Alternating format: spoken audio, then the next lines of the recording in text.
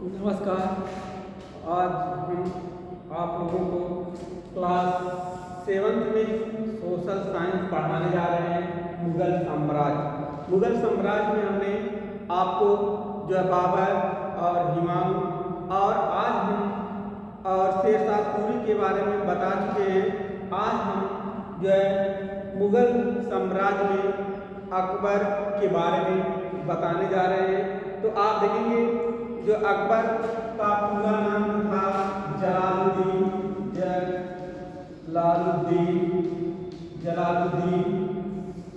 मोहम्मद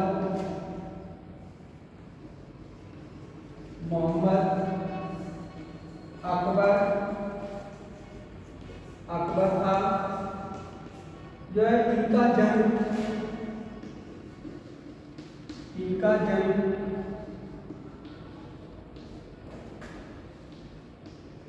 अमरकोट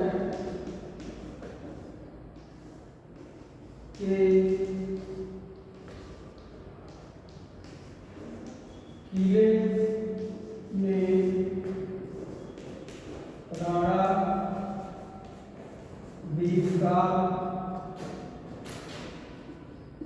राणा बीसकाल महल में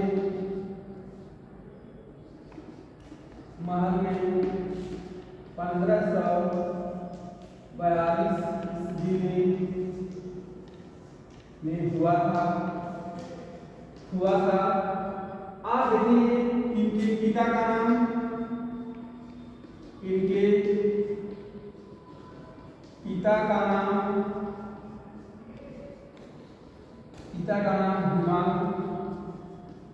हुमायूं एवं माता का नाम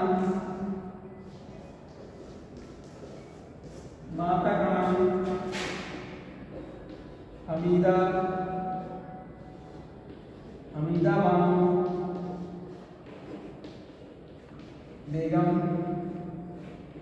बेगम था। आप देखेंगे जो यह अकबर थे, इनका जो अकबर जो थे यह हुमायूं के पुत्र थे। आप देखेंगे इनका पूरा नाम जलालुद्दीन मोहम्मद अकबर था और इनका जन्म आप देखेंगे अमरकोट के किले में राणा बीसकाल महल में 1542 ईस्वी में हुआ था और इनके पिता का नाम हुमायूं एवं माता का नाम हमीदा बानो बेगम था। और आप देखेंगे अकबर जो है बचपन से ही बहुत प्रतिभाशाली थे और वह हमेशा युद्ध में रुचि रखते थे। और आप देखेंगे उसने अपने जीवन काल में बहुत ही अच्छे ढंग से शासन प्रशासन करने का जो है उनके अंतर्गत गुण थे। और आप देखेंगे जो हुमायूं की मृत्यु के बाद 1556 ईस्वी में जब हुमायूं की मृत्यु हो जाती है तो उस समय आप देखेंगे जो अकबर थे वह 13 वर्ष के थे, मात्र 13 वर्ष की अवस्था में थे। और उनका जो आप देखेंगे जो है कलानौर में जो उनका राज्याभिषेक 1556 ईस्वी में कराया जाता है और इस तरह से उसने गद्दी को प्राप्त किए कलानौर में। आप देखेंगे इस तरह से उनके संरक्षण के लिए जो है क्योंकि अभी उनकी अवस्था जो है 13 वर्ष की थी, इस कारण से आप देखेंगे 1556 से लेकर 1560 तक जो है बैरम खां के संरक्षण में इन्होंने जो है अपने प्रशासनिक गतिविधियों को चलाने का प्रयास करते हैं। और आप देखेंगे इन्हीं के जो शासनकाल में आप देखेंगे जो शासन व्यवस्था जो थी जो है अब धीरे धीरे चल रही थी। अकबर जो है 13 वर्ष की अवस्था में अपना शासन संभालने लगे और बैरम खां के संरक्षण में। तो इस तरह से आप देखेंगे जो इनका जो पहला युद्ध होता है पानीपत का द्वितीय युद्ध। आप देखेंगे जो पानीपत का द्वितीय युद्ध जो आप देखेंगे यह जो है 1556 ईस्वी में यह युद्ध शुरू होता है। कब होता है? यहाँ पर जो 1556 ईस्वी में अकबर और हेमू के बीच होता है। अकबर और हेमू के बीच आप देखेंगे जो हेमू के बीच जो है युद्ध लड़ा जाता है अकबर और हेमू के बीच। यहाँ पे आप देखेंगे जो अकबर की तरफ से जो है जो मुगलों की तरफ से संचालन कर रहे थे बैरम खान, और आप देखेंगे इसके बाद हेमू जो है जो अफगानों की तरफ से संचालन कर रहे थे। अब आप देखेंगे इन दोनों में युद्ध शुरू हो जाता है।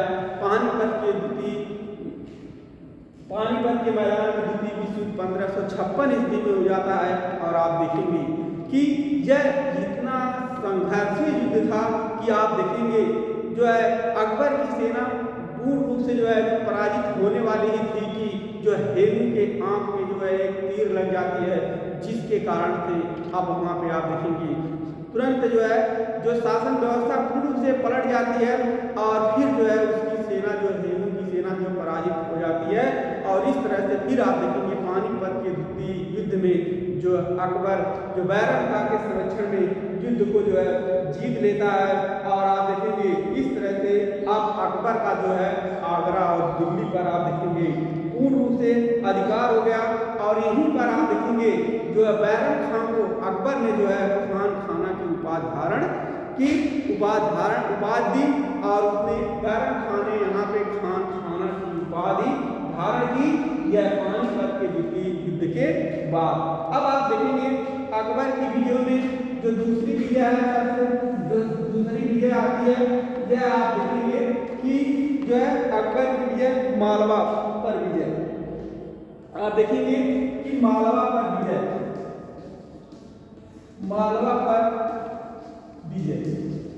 आप देखेंगे मालवा पर विजय इन्होंने आप देखेंगे 1561 में यह युद्ध होता है। 1561 ईस्वी में यह युद्ध जो है शुरू हो जाता है आप देखेंगे। और यह युद्ध आप देखेंगे बाज बहादुर, आप देखेंगे बाज बहादुर और आप देखेंगे जो है और मुगल सेना की तरफ से आप देखेंगे मुगल सेना का नेतृत्व आप देखेंगे बैरम खान आप देखेंगे जो है इसलिए जो है आजम खां का है जो है आजम खां। इसमें आप देखेंगे जो यहाँ पे 1561 ईस्वी में अकबर द्वारा विजय प्राप्त होती है। यहाँ पे मालवा का शासक बाज बहादुर थे। यहाँ पे मालवा का शासक कौन थे? बाज बहादुर थे। और आप देखेंगे इस तरह से आप देखेंगे और यहाँ पे मुगल सेना की तरफ जो नेतृत्व कर रहे थे वह आजम खां के नेतृत्व में यह युद्ध जो है क्या होता है, यह युद्ध जो है शुरू होता है। और युद्ध में आप देखेंगे जो है इस तरह से मालवा में जो बाज बहादुर जो थे वह मुगलों की सेना से पराजित हो जाते हैं। और इस तरह से आप देखेंगे मालवा से जो आजम खां ने बहुत अधिक धन प्राप्त कर लिया था, जिससे वह अधिक धन प्राप्त हुआ। और आप देखेंगे यहीं पर कुछ घटनाओं के कारण से आजम खां ने जो अकबर से विरोध कर देता है, जिसके कारण से उसको वह अकबर दंड दे देता है। इस कारण से और उसकी आजम खां की मृत्यु भी हो जाती है। इस कारण से आप देखेंगे लेकिन इस युद्ध में उसने अधिक धन प्राप्त किया था। अब इसके बाद हम देखेंगे जो अगला युद्ध है यह जो 1561 में अब आप देखेंगे अकबर द्वारा कुछ युद्ध लड़े गए थे, जैसे आप देखेंगे आमेर विजय। आमेर विजय में आप देखेंगे यह युद्ध आप देखेंगे 1562 ईस्वी में कब हुआ था? 1562 ईस्वी में लड़ा गया था। बिहारी मल या देखेंगे भारमल थे। और आप देखेंगे मुगलों की तरफ से मुगलों का नेतृत्व आप देखेंगे इस समय जो है यह आमेर जो है जयपुर में पड़ता है। इसमें आप देखेंगे आमेर जो है यह जो है जयपुर में पड़ता है और इसके आसपास का क्षेत्र था और यहाँ पे जो शासक थे वह जो है भारमल थे और इन्होंने अपनी शक्ति को प्राप्त करके बहुत अच्छे ढंग से शासन संचालित कर रहे थे। लेकिन आप देखेंगे लेकिन उनकी जो है जो अधीनता जो है क्या करते हैं स्वीकार कर लेते हैं। लेकिन जैसे ही अकबर जो है कि नेतृत्व मुगल सेना जो है नेतृत्व करती है, आप देखेंगे भारमल जो थे उन्होंने उसकी अकबर की स्वाधीनता जो है स्वीकार कर लिए, जिससे आप देखेंगे और यहीं पर आप देखेंगे जो भारमल की पुत्री थी जोधाबाई। आप देखेंगे जोधाबाई जो थी जोधाबाई का विवाह जो है अकबर से हो जाता है। अकबर से आप देखेंगे विवाह जो अकबर से होता है और आप देखेंगे जो यहाँ का विवाह अकबर से होने के बाद यही और जोधाबाई से ही आप देखेंगे जहांगीर का जन्म होता है। तो इस तरह से आप देखेंगे यह मुगलों की जो है कड़ी में बहुत अच्छा युद्ध था कि यहाँ पे आप देखेंगे जोधाबाई का विवाह जो अकबर से हो जाता है, भारमल अधीनता स्वीकार करके जो है अपनी पुत्री का विवाह अकबर से कर देता है और अकबर का जो है पुत्र जो है सलीम हमीद जोधाबाई से उत्पन्न होता है। इस तरह से आप देखेंगे यह हो गया आमेर भी हो गया। इसके बाद हम आप देखेंगे कि गोंडवाना विजय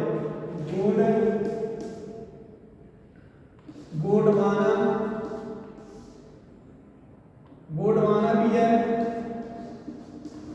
इसमें आप देखेंगे यह युद्ध जो है 1564 ईस्वी में कब होता है गोंडवाना विजय। यह आप देखेंगे 1564 ईस्वी में यह विजय गोंडवाना जो है आप देखेंगे अकबर का जो विजय अभियान चलता है। यहाँ पे आप देखेंगे शासका रानी दुर्गावती थी जो यहाँ की शासका थी, यहाँ की शासका जो थी यहाँ की शासका रानी दुर्गावती थी और आप देखेंगे यहाँ की शासका रानी जो है दुर्गावती थी और यहाँ पे जो थे जो है आसफ खां मुगलों की तरफ से आप देखेंगे मुगलों की तरफ से आसफ खां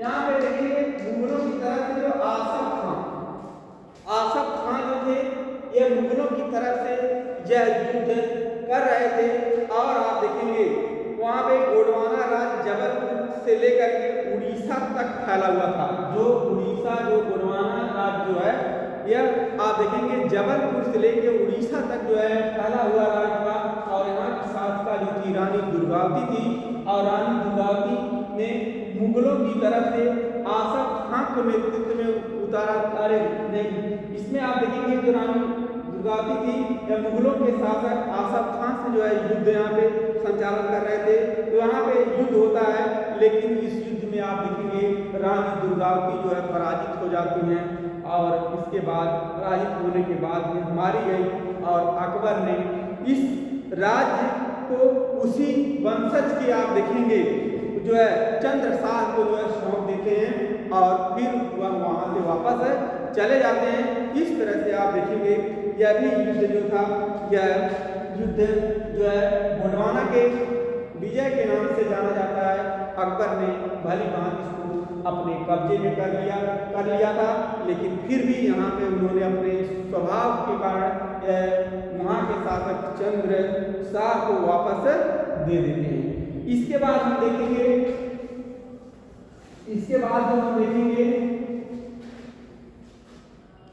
कि मेवाड़ विजय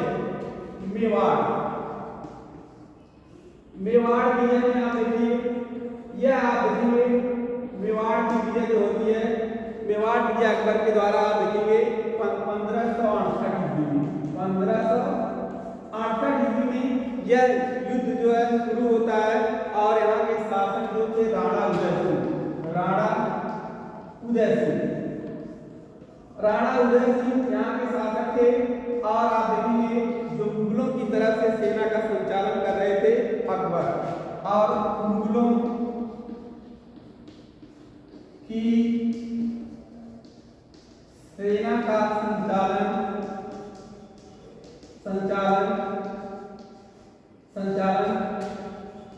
अकबर स्वयं कर रहे थे। अकबर जो है यह देखेंगे मेवाड़ विजय जो थी 1568 ईस्वी में, यह अकबर और वहाँ के शासक मेवाड़ के शासक राणा उदय सिंह के साथ जो है यह युद्ध होता है। और आप देखेंगे अकबर ने मेवाड़ के सिसोदिया वंश के शासक उदय सिंह के विरुद्ध अभियान का नेतृत्व स्वयं किया। उसने जो अकबर स्वयं युद्ध के लिए संचालित करता है। और आप देखेंगे जो सुरक्षा भार के लिए नागौर में जयमल और सत्ता को सौंप कर वह स्वयं पास के पहाड़ियों में चला जाता है। और अकबर के इस अभियान से 30,000 आप देखेंगे इस अभियान में जो है अकबर ने इस अभियान से लगभग 30,000 राजपूतों को जो है मौत की घाट उतार देते हैं। इस तरह से आप देखेंगे बहुत दर्दनाक जो है विजय प्राप्त होती है अकबर की।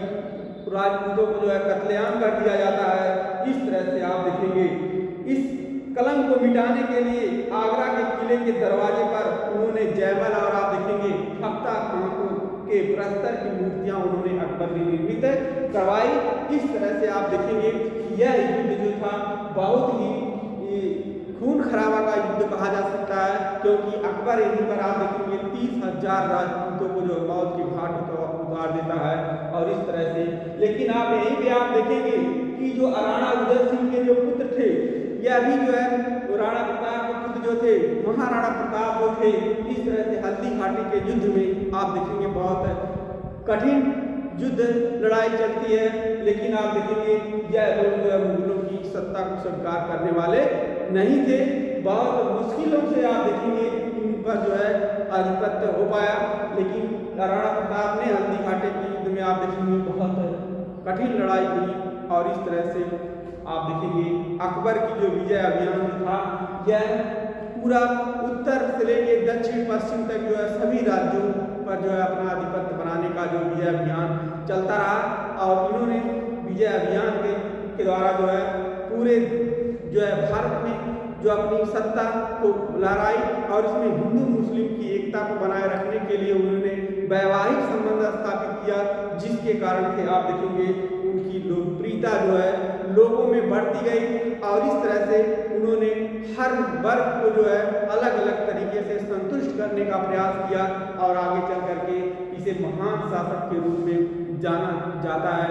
और इस तरह से आज इतना ही यहाँ तक, और इसके बाद